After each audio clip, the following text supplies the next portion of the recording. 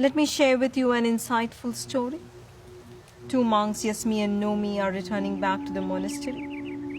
On the way, they have to cross a river.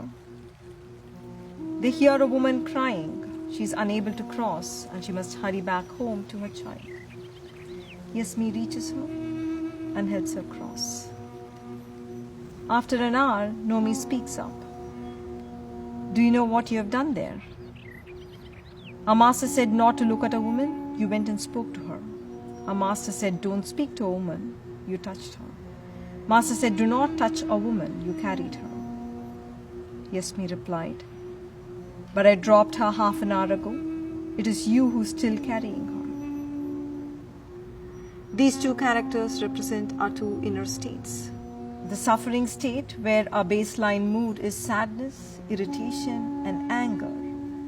And the beautiful state, which is filled with wholeness, calm, joy, and courage.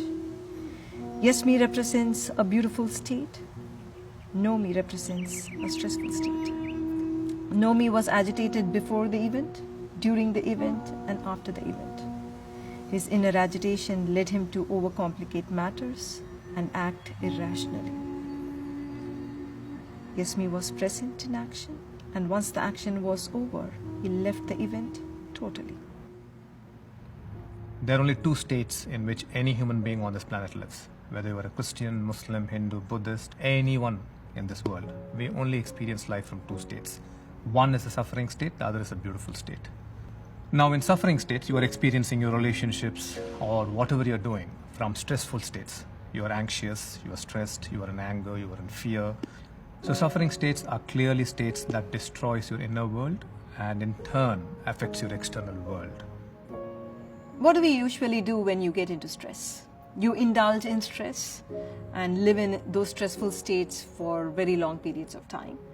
Or you distract yourself. You distract yourself through entertainment and sometimes through addictions. And you experience a dopamine high.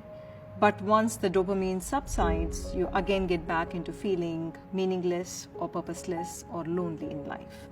The third set of people replace the inconvenient beliefs with more convenient ones. As we observe, the more you try to replace the old becomes much more stronger and more powerful.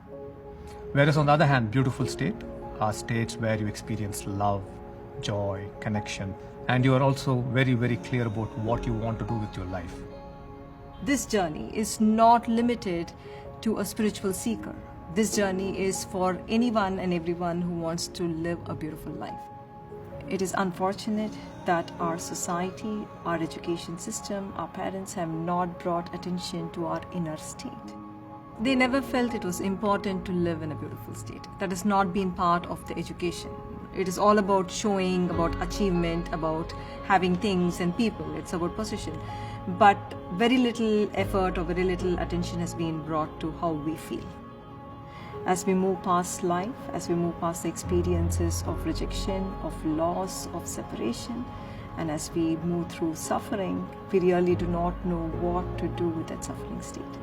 And we are committed to help individuals, to help organizations and societies and communities move from stressful state to a beautiful state, from separation to connection, and from division to experiencing being one.